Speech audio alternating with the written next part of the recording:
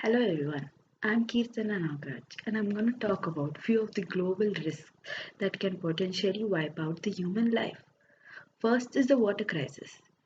India is the second most populous country in the world with more than 1 billion citizens. The scale of need in India is immense, making India the concentrated center of the global water and sanitation crisis. India's water crisis is predominantly a man made problem. India's climate is not particularly dry, nor is it lacking in rivers and groundwaters.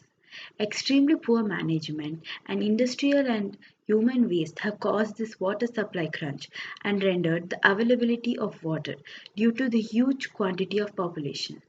In managing water resources, the Indian government must balance competing demands between urban and the rural, rich and the poor, the economy and the environment. The political economy of water gives rise to a range of interrelated institutional impediments, out of which vested interests of stakeholders, institutional fragmentation, and coordination challenges poses great threats and challenges. Suggested policy solutions are realignment of cropping pattern, irrigation infrastructure improvement, climate resilient agriculture, some policy reforms, and curbing water leakage. The next is cybersecurity. The threat from professional criminals in cyberspace is growing and continues to become more sophisticated. India, on its growth path, is vulnerable. It is logical to assume that the country is under serious threat and constant attack. The impact of national security is serious, and all institutions and organs of the state must jointly work to encounter this challenge. The Government of India has recently taken several steps to ensure greater focus on these issues within the country.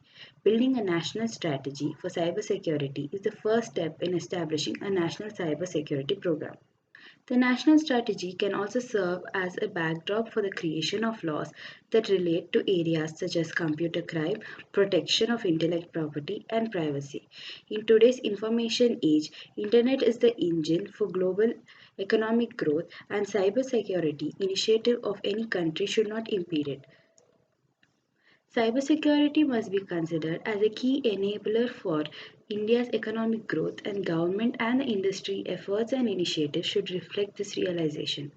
To establish itself as the knowledge hub of the world, the key imperative for India is to address the cybersecurity challenges by leveraging the strengths of public and private sectors through public-private partnerships, considering the issue of cybersecurity at a broader level within the organizations, and taking leadership and partnering with other nations for addressing the global concern in cybersecurity.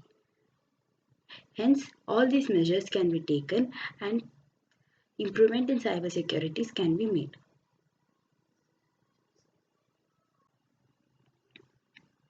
Next, I'm going to talk about biodiversity loss.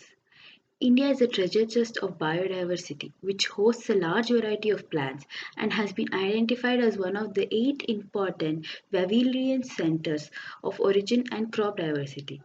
India accounts for 8% of total global diversity, with an estimated 49,000 species.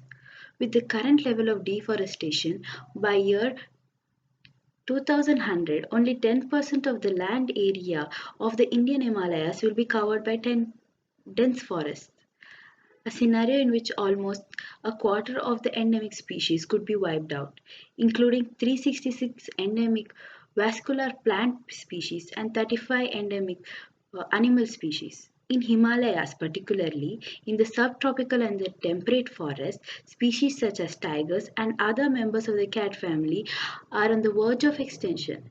The country has lost about 40% of its mangroves and some crucial parts of the wetlands.